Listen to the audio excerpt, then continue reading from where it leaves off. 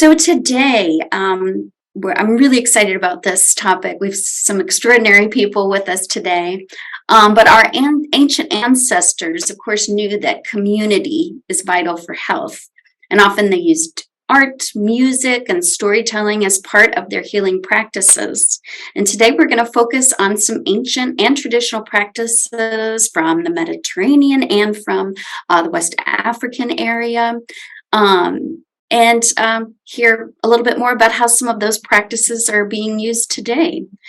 So I'm delighted. We have three amazing people. We have jazz artist, storyteller, and veteran Fred Johnson, Dr. David Fakunle. He's a storyteller, an educator, public health expert from Baltimore, Maryland, and a UAB assistant professor Dr. Tola Rodrick. She's an expert in ancient Mediterranean religion and philosophy, and they will share their research and work with us related to traditional healing rituals and community healing practices. So with that, I will go ahead and turn it over to Dr. Tola Rodrick. Thank you. Hi, everyone. I'm really honored to be here, and I'd like to thank the organizers of this event. I'm going to go ahead and share my screen.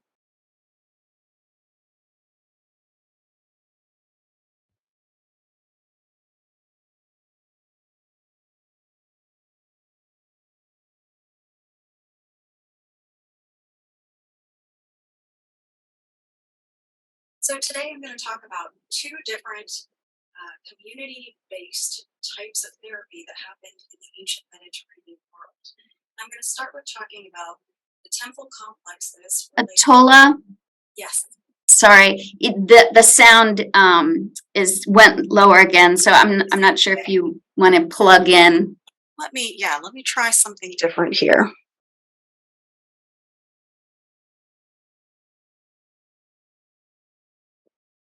Okay, this may take a second to transfer over. Is that better? Yes, thank you. Okay, great. Okay, so I started to say I'm going to talk about two general types of community-based therapy that you can see happening across the ancient Mediterranean world. I'd like to start by talking about the temples of Asclepius. So Asclepius is the god of medicine. He is seen to be the son of Apollo, and you may know Apollo, who's one of the Olympian gods, is the god of music, and so already music and health are supposed to be very much tied together. In fact, Asclepius is supposed to have learned from Apollo and also from the centaur Chiron, both of them who teach him medicinal properties of plants and also the therapeutic properties of music, so that music and medicine are used in tandem. There are a lot of different temples of Asclepius across the Mediterranean world. So they kind of started in Greece and then they moved outward, including this view at the side of the Acropolis. So the temples to Asclepius became extremely important. The biggest one is in Epidaurus. So I have a map here just giving you some sense of where it is. It's not super far from Athens. You see that it's on the east coast of the Peloponnese there in Greece. And so this complex is huge, and it actually incorporates a lot more than just the temple. So you may be surprised to find out that this theater that's depicted is actually part of this hospital complex of Asclepius, so that not only do people go to find healing and to go through a certain kind of medical regimen that we're going to talk about, but there's also this huge theater that seats thousands of people, because again, theater and music can be seen as part of the larger process that incorporates seeing a human as a whole person, so a spirit and body tied together, both of which are supposed to profit from a holistic human experience. This shows the ruins of what is more like the dormitory. So if you go to the Epidaurus complex of Asclepius, then you're very likely to stay overnight multiple nights in what would have been this dormitory. This is the place where, after a certain regime of purification, you spend several nights with the hope to be visited in your dreams by a god. who then reveals to you whatever your remedy is supposed to be. If you can't determine what the remedy is supposed to be because it's not straightforward in your dreams, then you can talk to a priest who can interpret the dreams that you've been given, and they can help you come up with the remedy. So, this is a pretty nice reconstruction of what part of the complex would have looked like. So, off screen, what you can't see is that huge theater that I showed you a picture of. It just barely shows up at the bottom of this picture. So, this complex is actually very large, and this is the central part of it. This is a depiction of the god Asclepius giving some medical therapy of some kind to a woman who has come seeking some kind of a healing ritual. So you see him actually applying medicinal practice to her while her family stands to the left, kind of watching over her. After healings, it was pretty common for people to not only pay for the healings through a couple different ways, including money or animals to be sacrificed, but sometimes they would also give a representation of whatever it was that they had healing for. So you see here arms, legs, etc. Whatever someone had received healing from the temple for, they would leave a token, sometimes with their name, sometimes with a prayer as well to Asclepius. So, just to kind of summarize the process of what it would look like for someone who is undergoing a stay at the complex, you would go through a ritual purification, which includes bathing and usually a special diet.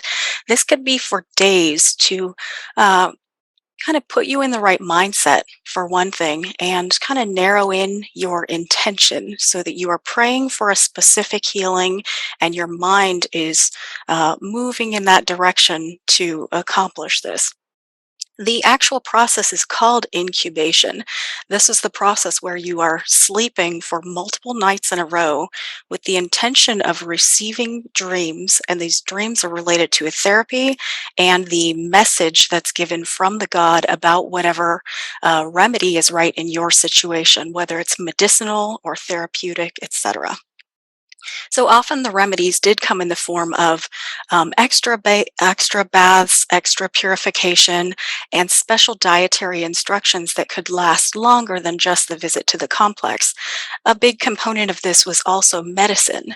And you start seeing actual kind of a scientific practice that we may recognize today, so that you have trial and error, figuring out what's right for any particular individual in order to help that individual's particular problem. Part of this is also theater and poetry, this kind of vibrant understanding of the soul and how it relates to the body. And this is also a time that surgery is available on site for people who could require it as well. So, people come with a particular intention. Part of why this is supposed to happen is because in the ancient world, there is seen to be a very strong relationship between the body and the soul that really undergirds a lot that's supposed to be happening here.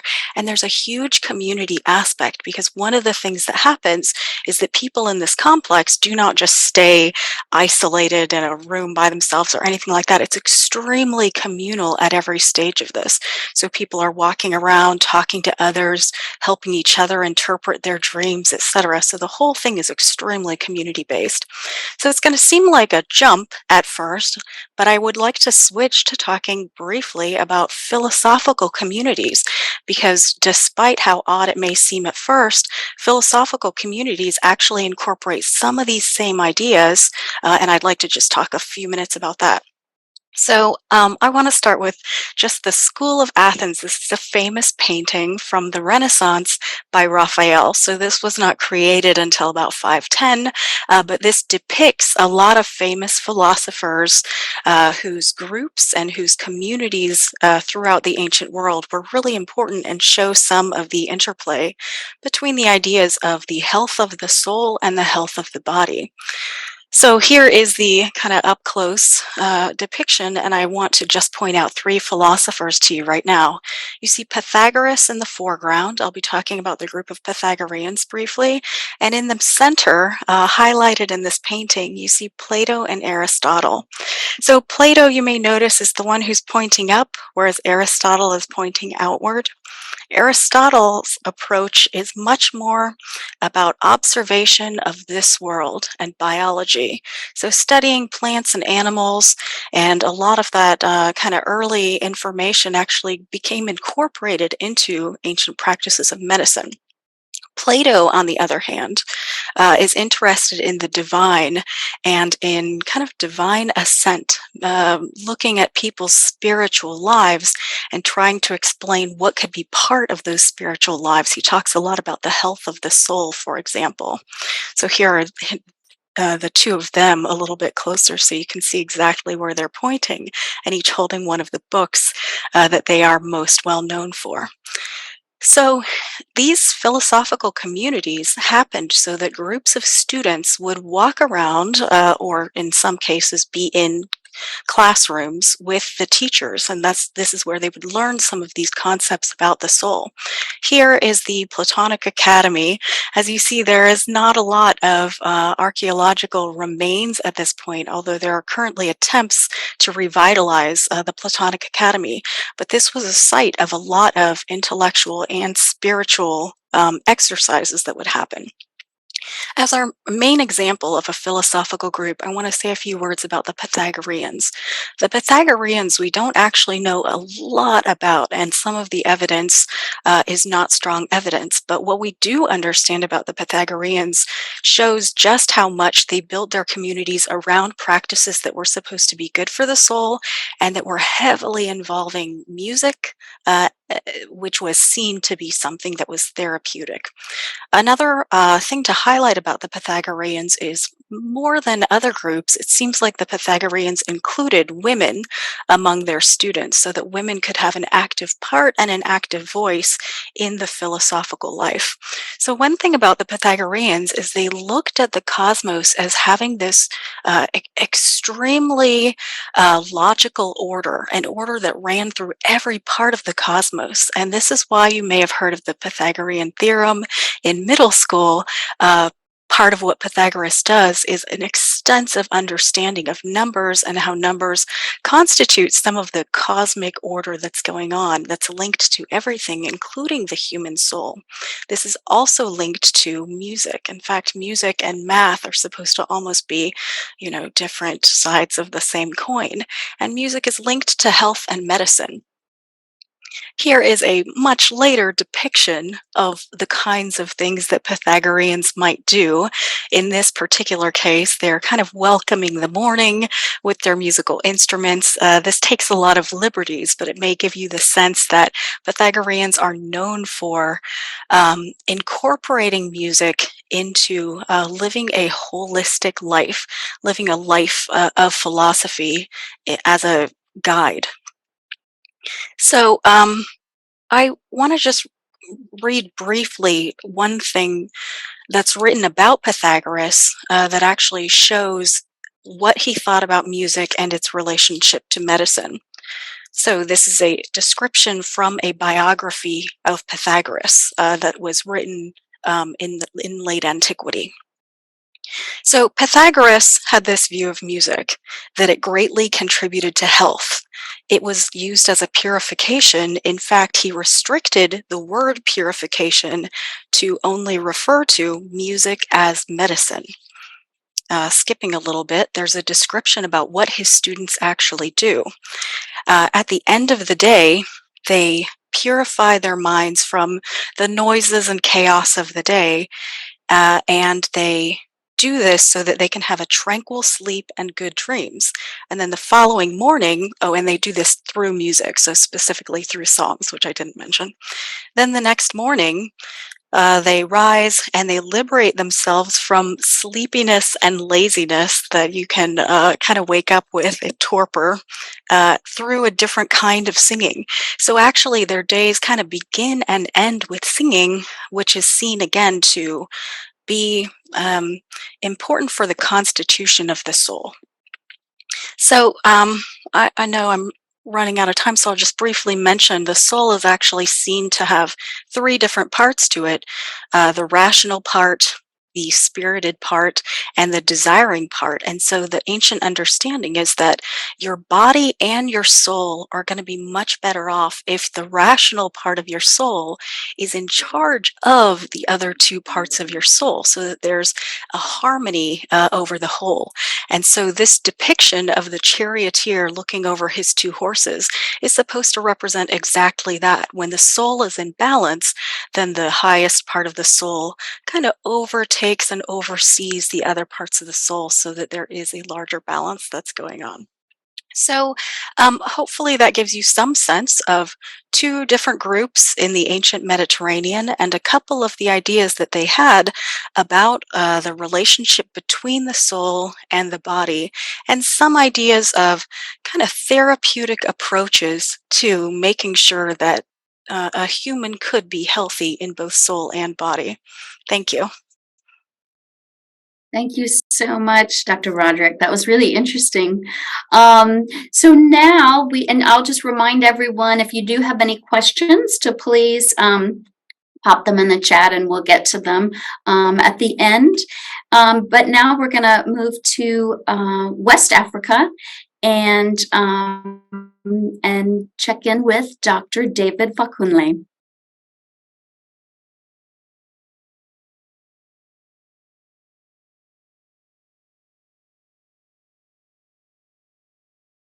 David?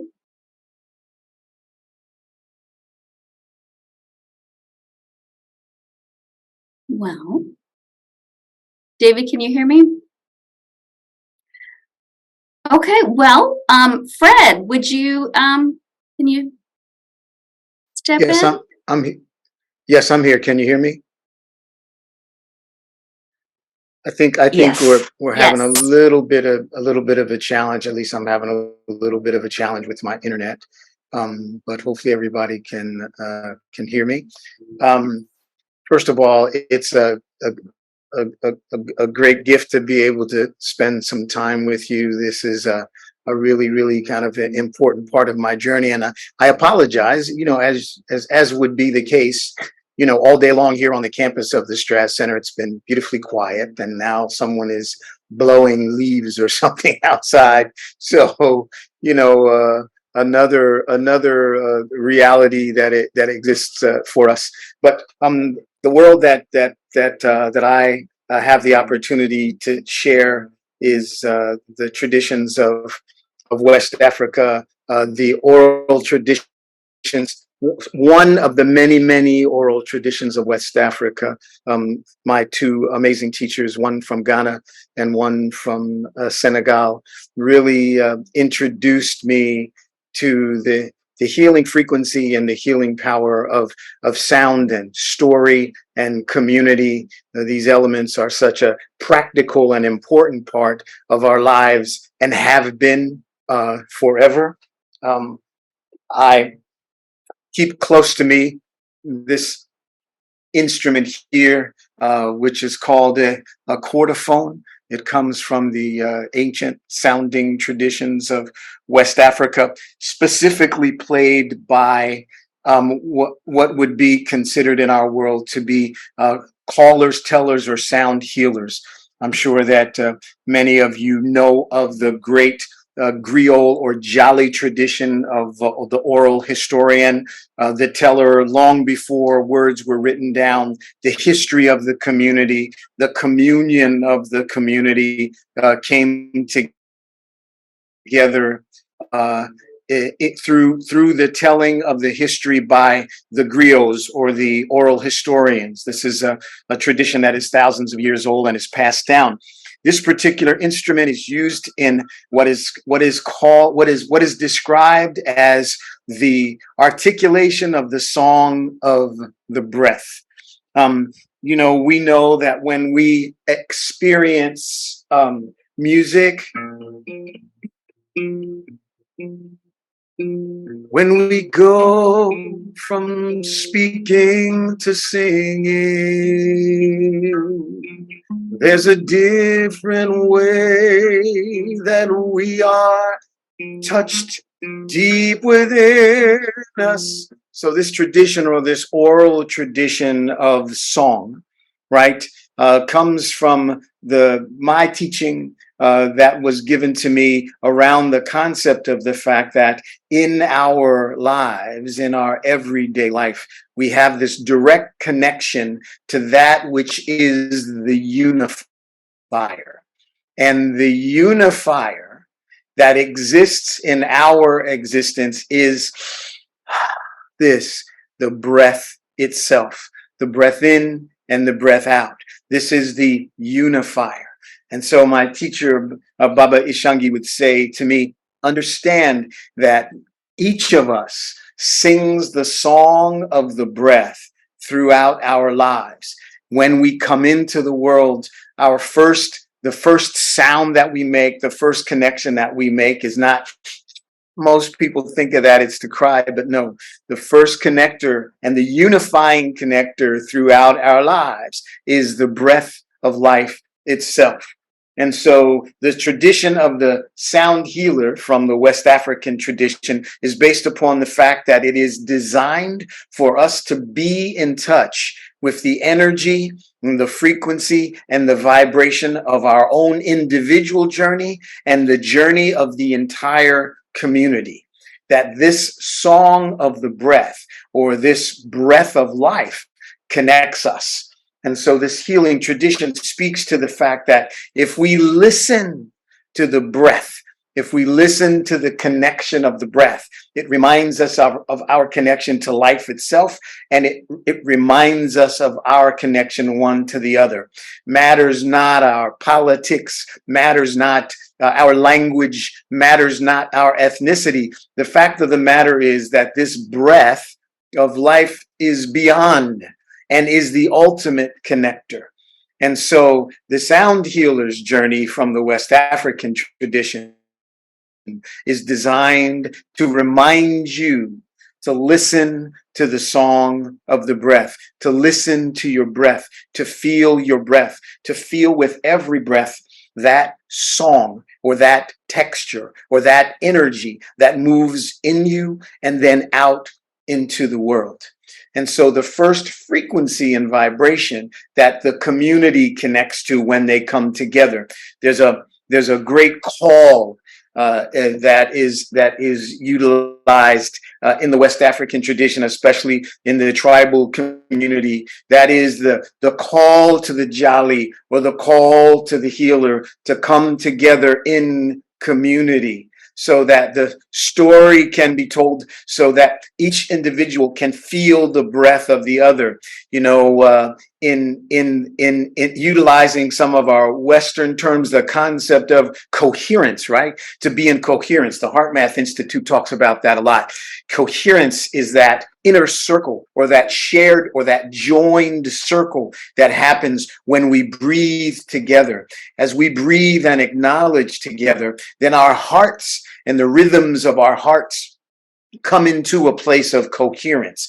And so this great healing tradition is based upon the concept of unity, the concept of oneness, and this oneness travels on the ether of the breath, on the ether of the breath in and the ether of the breath out. That is our connector to life itself, and that is our every moment a possibility for unity and oneness. Now, on the ether of that breath is the frequency and vibration of the voice. The frequency and vibration of the voice resonates inside of us before it goes out into the world. Before, from my voice, from my lips to your ears, that sound resonates inside of me. This is called the temple consciousness, to recognize that on the song or the ether of the breath, I communicate with you. That's my connector to you. But it's beyond just your hearing my voice. It's based upon your ability to be able to feel my voice. And so the oral sound healers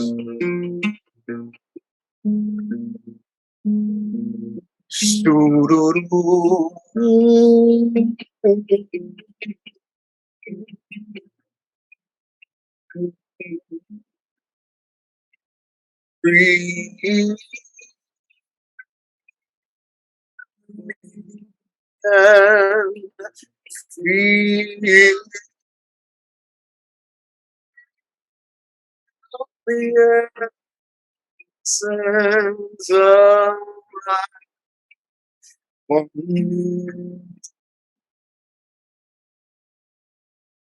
One,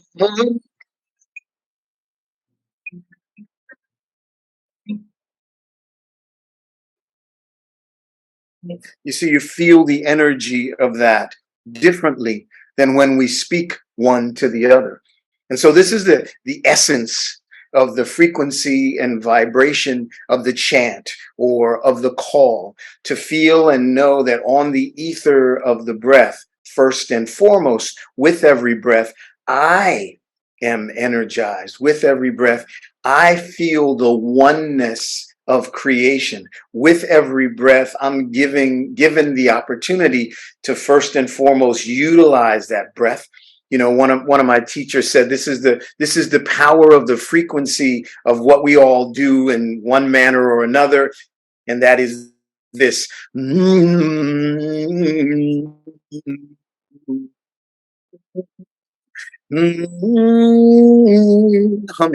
the frequency and vibration. I know everybody probably sings in the shower. Everybody at some time or another, we hum because we feel. It's not because, like, when we're in the shower, we're in the most acoustic perfect space for the articulation and resonance of our voices. It's because we're there in the shower, we're cleaning, we're enjoying ourselves, and we hum. It's like the body has a desire, a want, right, for sound and motion. My history, my life story began like all of us, but in a unique way. In that way, I was a what they called in the state of New Jersey a ward of the state at 18 months. So for the first 5.5 years of my life, I was an orphan. I went from foster home and orphanage to orphanage. But in those early developmental years of my life, the way that I felt connected, the way that I put myself to sleep, the way that I felt centered was two things: rocking. Rocking was a really, really important part of my existence, and also creating tone and creating sound. And I felt that on the inside. It was how I felt a sense of inner peace. You know, my voice was, of course, a lot higher then, and it wasn't about beautiful melody. I mean, I remember one of the most powerful tones that I felt inside of me was, and I won't do that because I don't want to throw our whatever signal we have here off.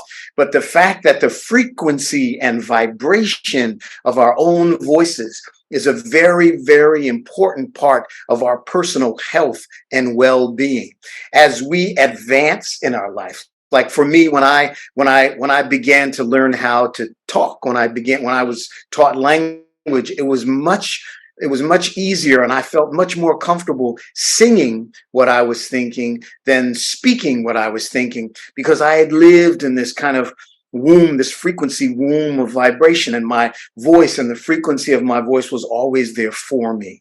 And so in the great West African healing traditions, you know, my teachers talked a lot about that frequency and vibration of what we say and how we speak into the world, or the exhale, the return of the breath back to the world.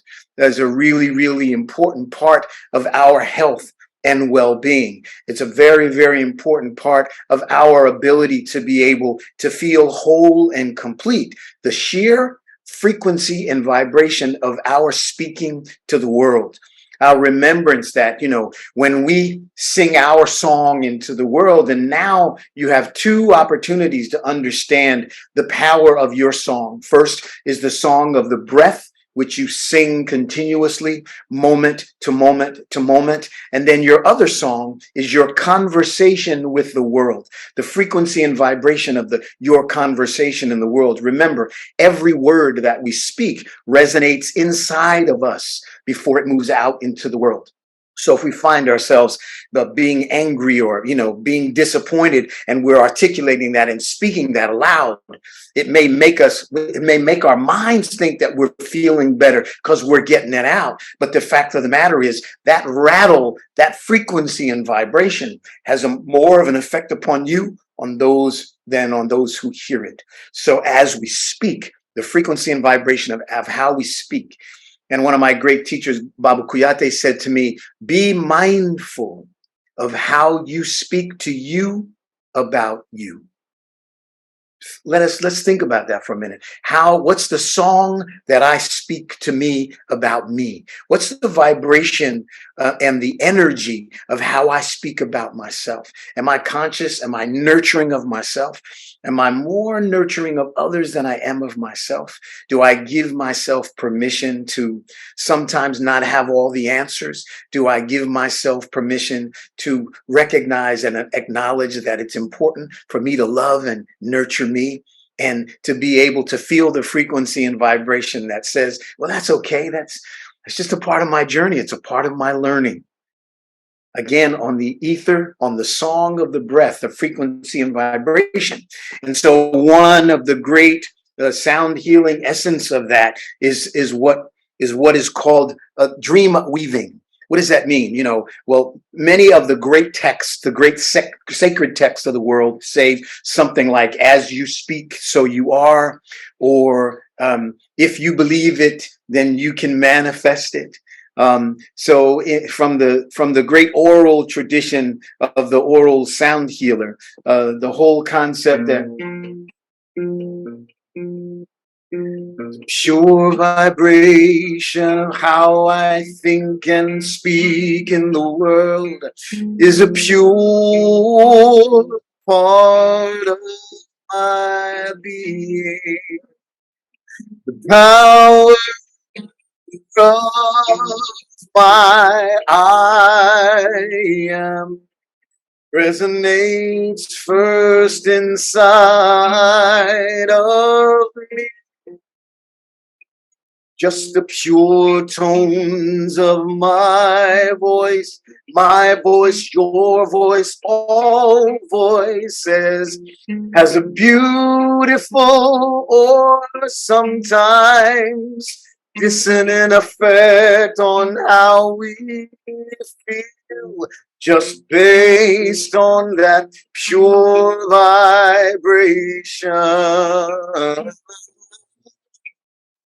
Let me give you a little thing to try. Okay, this is a beautiful part of the sound healing experience, right? Again, like if you think about the history, if you think about the evolution, if you look at the evolution, the journey of Africans taken from the motherland and brought to a new land, and there's a lot of conversation about the evolution and development of sacred chant and work songs and the blues and jazz and R&B and hip hop. It was like, one would think, oh yeah, well, the people, enslaved people, they sang because the tradition of the motherland was based upon the power of the story and the power of the chant.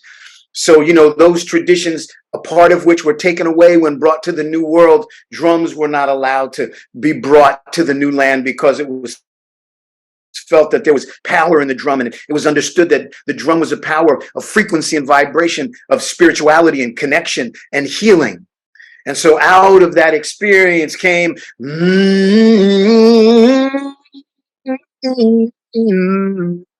spiritual chant and work chant. Right? Because the frequency and vibration of how we speak and how we are in the world, the breath and the frequency and tone, the importance of sharing story for imagination. A little exercise that you can try. Try this, and this will work whether you have hair or not. Just place your hand, either hand on top of your head, and just try the shape of sound.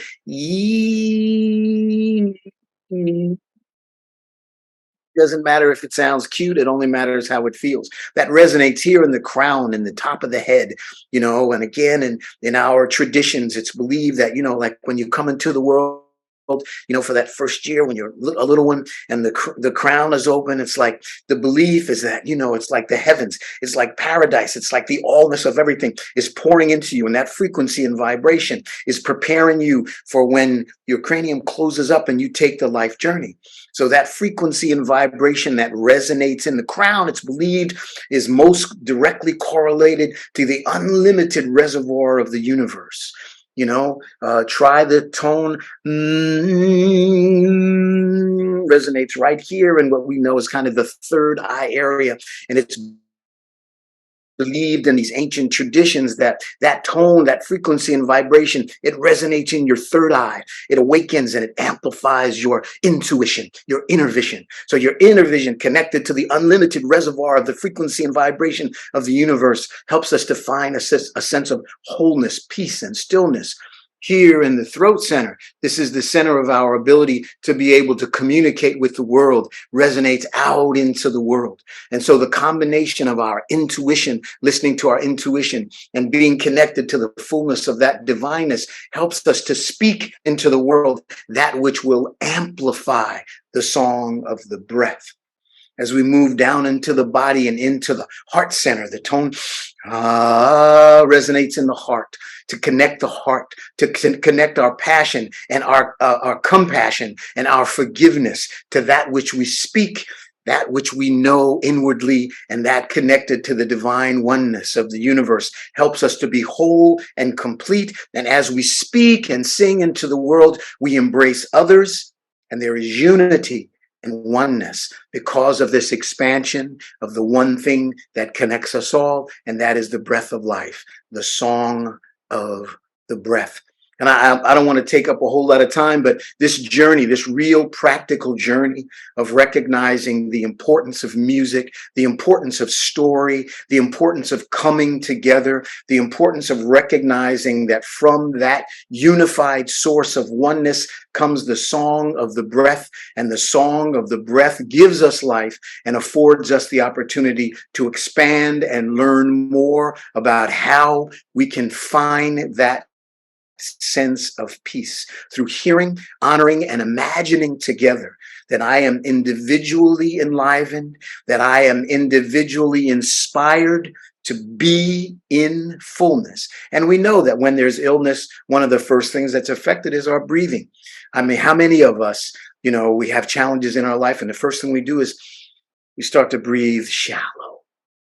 So breath, that source, the song of the breath, the one element that unifies us all, regardless of from whence we come.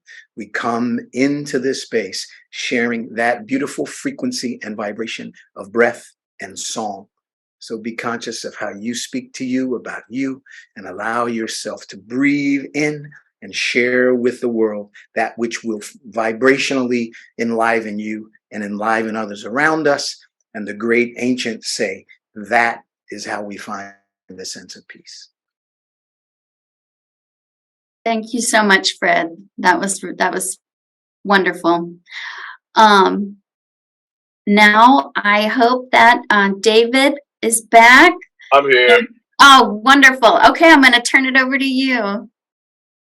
I'm glad this worked out the way that it did. I'm glad I was able to hear Brother Fred say everything that he needed to say, because it makes it that much simpler for me. We all have the same story, fundamentally, right? We all have the same story, and when we create space to listen, and there's a difference between hearing and listening. When we listen to each other's stories, it is quite simple to find the commonalities within our individual and collective experiences. So from the same region of the continent of Africa is where my foundation of understanding the world and the people within it came to be. I am a proud son of a Nigerian immigrant. I've been surrounded by the culture, the practices, the philosophies of the African diaspora since I was a child. And many of those things were interesting, kind of weird, but interesting in my life because I didn't understand the full depths of it as a child. many of these lessons that we all have, like they're the things that our parents tell us, right? That we say, okay, cool, cool, cool. But then there comes a certain point in the life course where that lesson is activated. Okay, thank you, Google. Appreciate you. Um, there's a moment where those lessons are internalized and they're understood. I told my father that when I became a father in 2014.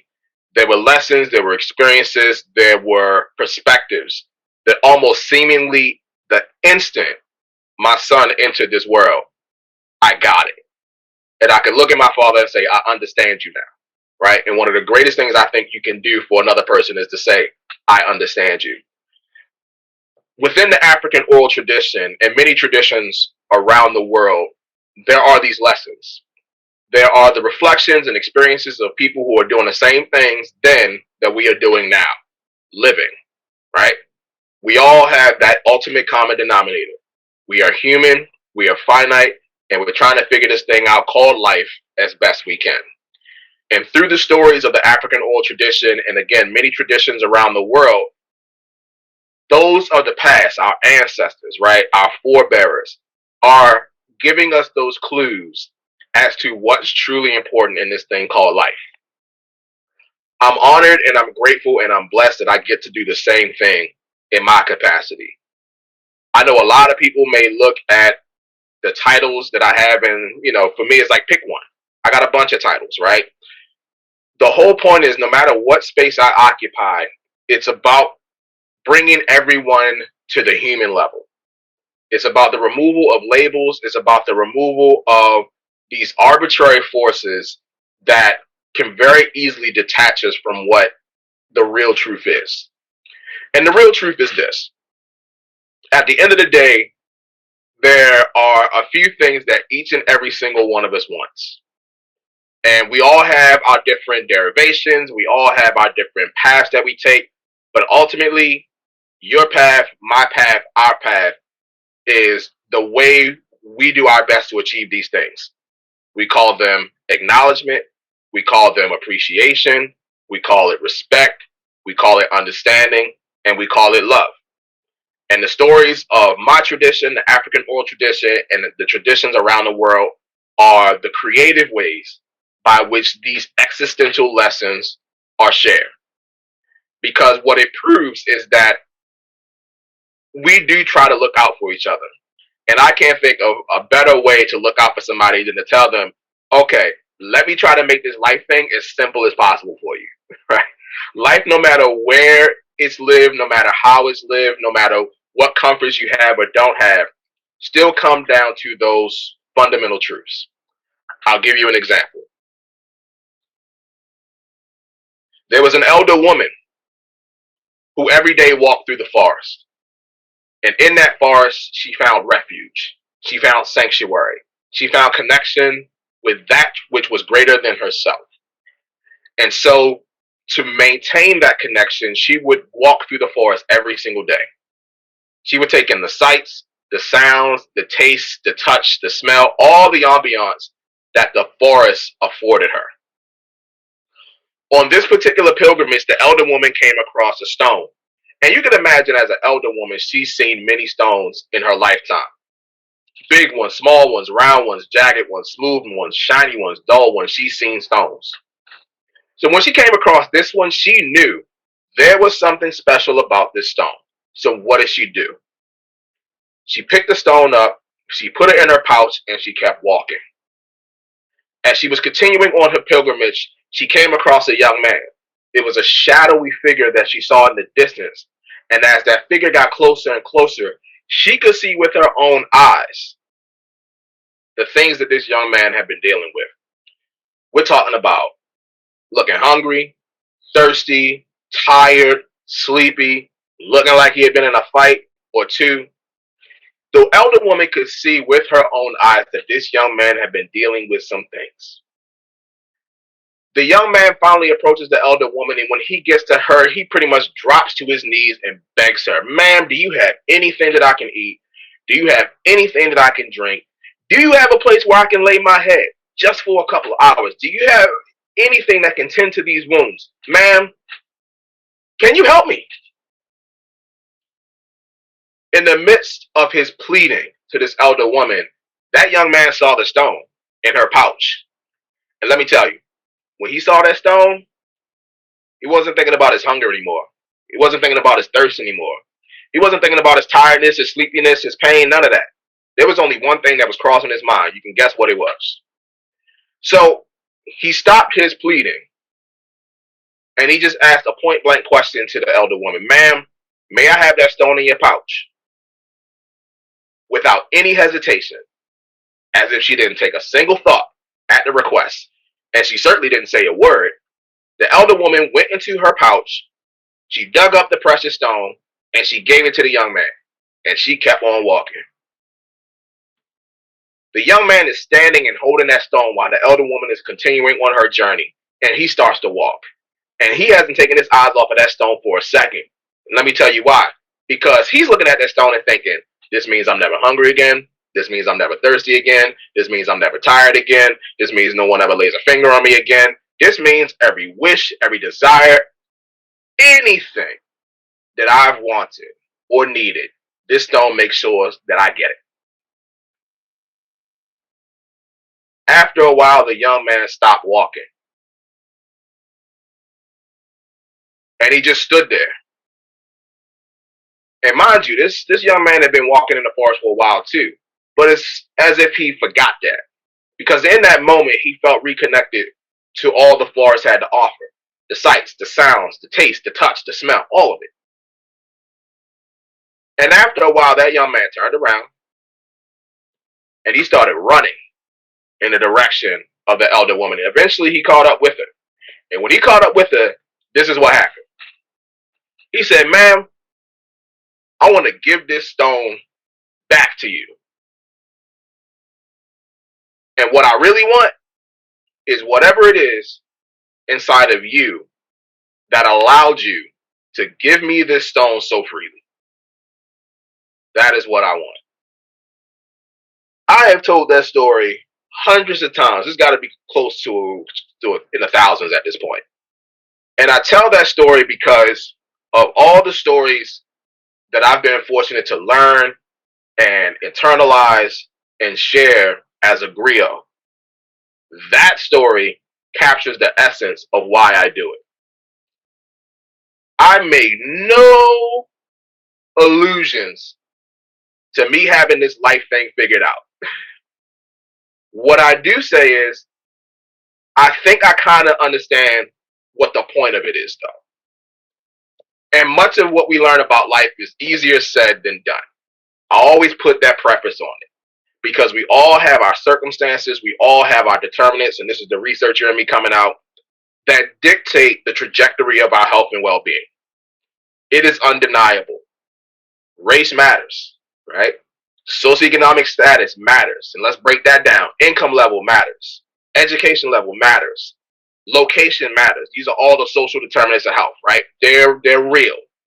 Those components of who you are, those manifestations of your humanity do matter when it comes to your health and well-being. And with that in mind, there are core determinants that each and every single one of us share. That story, The Precious Stone, is the way that I get to remind audiences and myself as to what's most important. The precious stone in that story was not just the actual precious stone. It was the fact that in that moment, when that young man needed it most, that elder woman gave him love. And that love came from attentiveness, it came from understanding, it came from compassion, it came from thoughtfulness, it came from generosity, and so many other things. Now, I'm going to venture to guess to the 61 people in this room, myself included, you all have exuded every single one of those qualities at some point in your life. Am I right or am I wrong?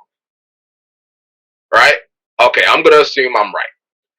So my point is, no matter what part of the world your story begins, no matter what part of the world your story is currently happening from, no matter what configuration of humanity you represent, and all of them are valid. Let me say that as well. Every single configuration of humanity is valid. The common denominators are the common denominators. The point of life is this.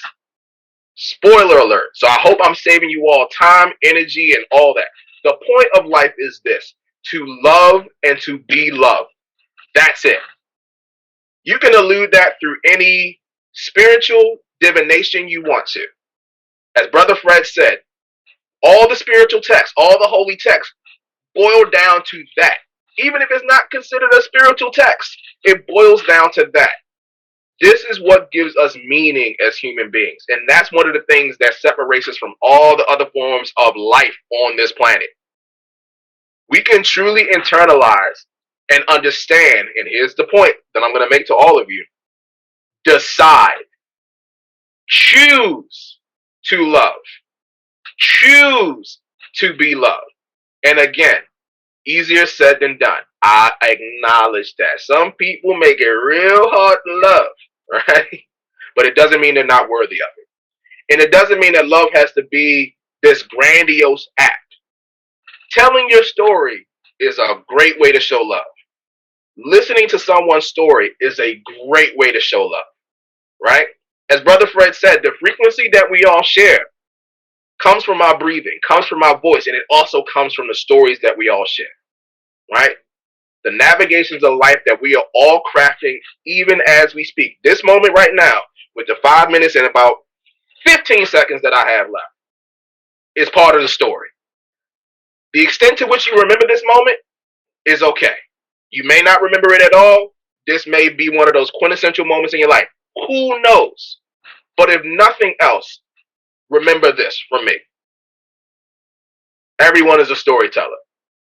Everyone has a story that's worthy of being told.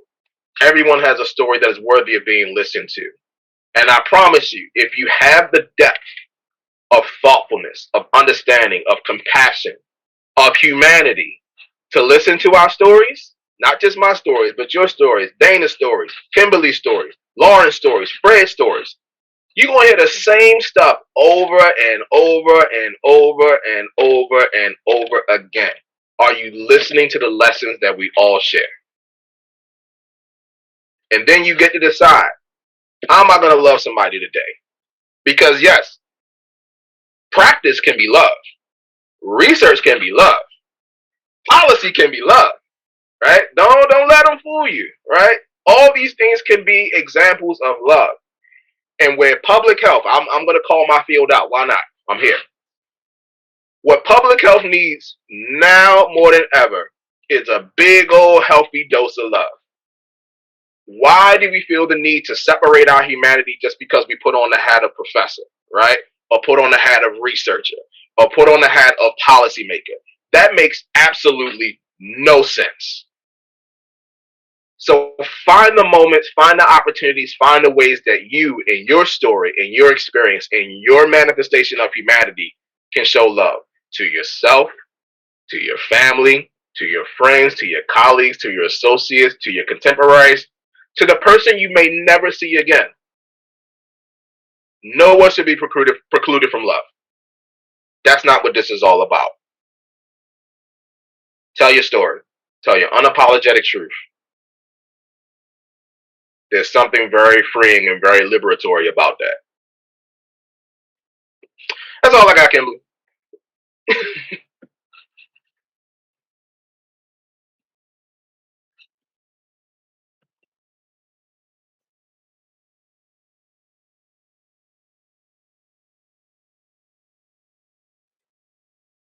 Kimberly, you're Sorry. there. I don't know. Suddenly I don't know how to use my mouse.